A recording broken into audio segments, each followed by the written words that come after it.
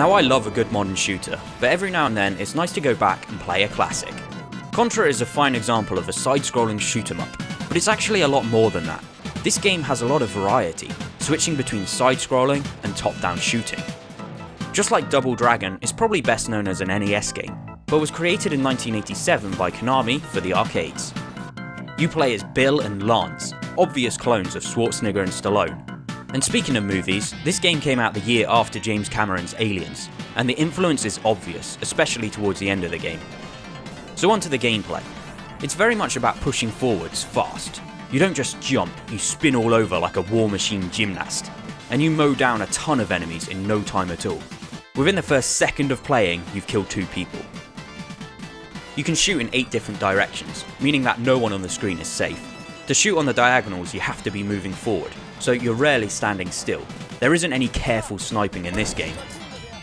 You do get a range of different weapons though, like the spread shot, the swirly gun, and the laser. Eventually you enter the enemy's base. These sections switch perspective as you enter a 3D maze, although really they're more like a corridor.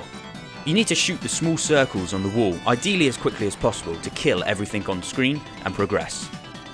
There are some bosses to fight, as well as some mini-bosses. These cars are a pain in the ass. With the standard gun, you're going to give your fingers blisters trying to take these out in time. Phew, that was close.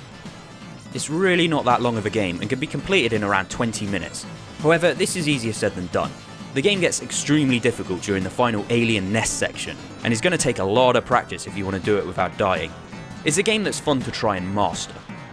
To help you out, you do have the arcade archive options. You can remove the limits on the number of continues you get, you can up your starting number of lives, and you can turn on the rapid fire ability, giving your thumbs a much needed break.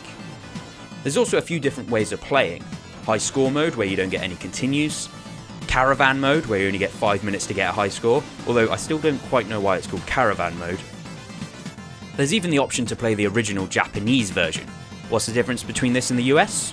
Just the title screen. Everything else is exactly the same, so it's kind of pointless. So that's Contra, old school, alien blasting fun. Thanks for watching. Enjoyed the video? Then subscribe to A's Gaming Moments for more weekly video game reviews.